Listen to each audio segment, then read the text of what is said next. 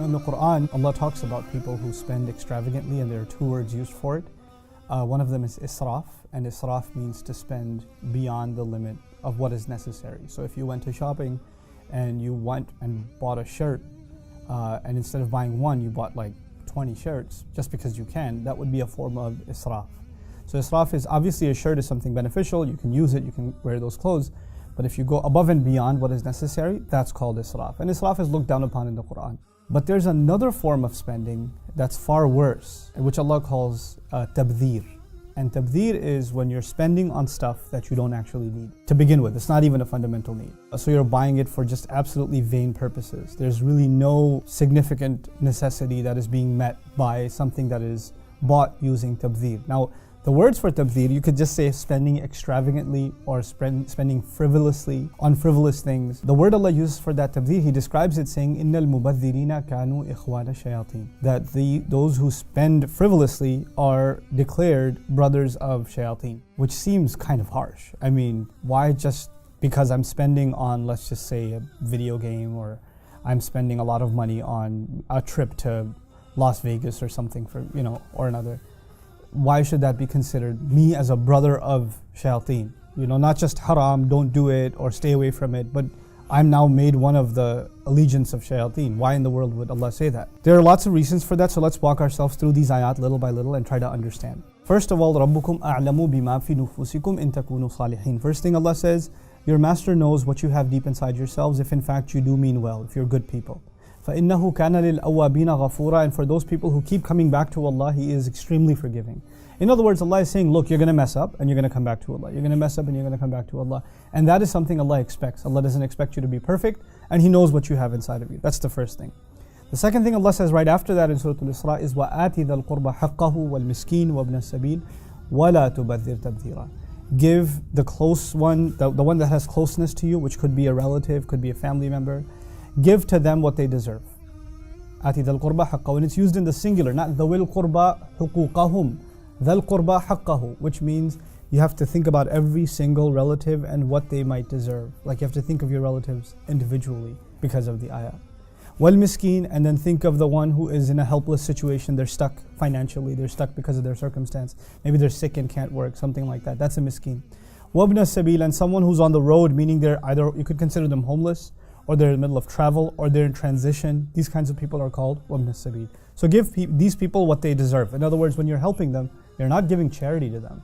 You're not doing them a favor. You're actually giving them what they deserve. And in the same ayah, He says, وَلَا تُبَذِّرْ تَبْذِيرًا. And don't spend frivolously, going out of your way in spending in tabdhir. Now what does that mean? That actually means, by making it one ayah, Allah is first telling us that money that you're spending recklessly, actually there were people who deserved it. So the first crime you're doing is you're depriving people that need, and you're spending it somewhere else. Now when people need money, and they're desperate, and you could have helped them but you didn't, and there are millions of us who can help, and millions of us start spending frivolously instead of helping others, and a culture of that is created. What happens on the one side? The people of need, they may resort to desperate means to try to make ends meet. So you can create crime in society because the lower income areas in any part of the world, you'll find more crime in those areas, right? So when their needs are not met, more and more people resort to crime. More and more young men become desperate and do things they'll regret later on in their life, and young women. So now you have this is, by the way, this is what Shaytan wants. So in one sense, you've aided Shaytan without even realizing, on the one side, where you've created this kind of evil in society by not taking care of those who need. But the other thing, just before I go on, is a balance. Allah says, وَلَا تُبَذِّرْ تَبْذِيرًا. Don't go out of your way to spend frivolously. Allah didn't let us become extreme either. In other words, Allah is not telling you, listen, you can never, ever, ever buy yourself something that you don't absolutely need. Like you go to the grocery store and you're like, hey, I want to get some flowers. Well, you don't need flowers technically, you can survive without them, but that's okay.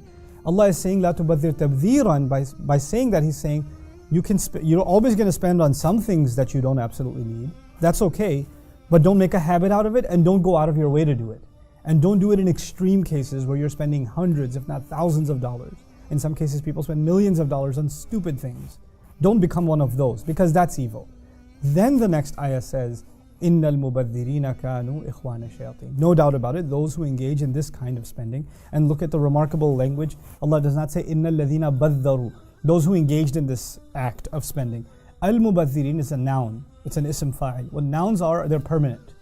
So people who are permanently in this state, they're always doing this kind of thing, they perpetually, spend in this way, they have been declared brothers of shaitan. Now this is really interesting, because in marketing, you learn about consumer society and you actually profile different kinds of consumers. So for instance, if there are people who have millions of dollars to spend and they are kind of bored by just spending money on a car or just spending money on a big screen TV or whatever, now they want to, what else can we spend money on? They get a little more creative with what they want to spend money on. So you'll find them spending money on gambling, right? You'll find them spending money on expensive wines, and they might even get involved in some kind of filthy, their own kinds of clubs and this sort of thing. So they create an entire elite entertainment industry, right? That is catered to the needs of the very, very wealthy, because they have disposable income and they've got money to spend on booze, and they've got money to spend on gambling, and they've got money to spend on whatever, prostitution, all kinds of filth. That industry could not have existed if the wealthy were not spending money on it. And the money has to keep coming in constantly, right? They have to be mubadhirin. They cannot do this one time, because if the wealthy, which are a very small population of any society, do that kind of spending just one time, well, think of it from a business perspective. The person who's selling them these services, he can't survive if he has a customer that comes in once or twice. He needs a regular customer. So they actually become mubadhirin. They become people who spend frivolously regularly. And thus they create and flourish the gambling industry and the alcohol industry and the prostitution industry, you name it. They create that entire environment, that entire scene, just by their frivolous spending. And this, we're talking about millionaires and billionaires, but this comes down a little less than that too. If, there are young people that are watching, they're downloading some filthy, video, movies or whatever online. They're like, oh, maybe I'm just harming myself. I'm not hurting anybody else. Well, actually, you're supporting an industry. They would not have made their money if you didn't download anything. So if and the tragedy of our times is a huge proportion of the filth downloaded online is from Muslim countries. So that's a reality. So Allah is saying, Innal mubadhirina kanu ikhwana shayateen, perhaps because some of the most evil enterprises that exist in our times and have always existed are supported on the backs of people that have disposable income and spend it irresponsibly. This is the point that's being made here. It's a very heavy point. We talk about responsible consumerism, and you have to spend money in places where, that are clean, that you don't have, forced labor or child labor and things like that, or you go for organic food and things like that. Similarly, not just where this product was made, but what this product was made for. The thing you're buying, you have to look at, why are you buying this product? Why are you engaged in this consumerism? Is there nothing better you can spend it on? So this beautiful balance between two, this is what I want to conclude with. On the one hand, the balance of, look, sometimes you are going to spend beyond your need, and that's okay. But on the other hand, if you become mubadhirin, you're going to become brothers of the shayateen, because you are brothers in that you are giving them business and they are giving you entertainment. You become brothers and partners in a sense. You're supporting one another, and that's exactly what shaitan wants. May Allah Azza wa Jal protect us from becoming brothers of shayateen, and may Allah not make us from those who are mubadhirin, nor from those who commit israf.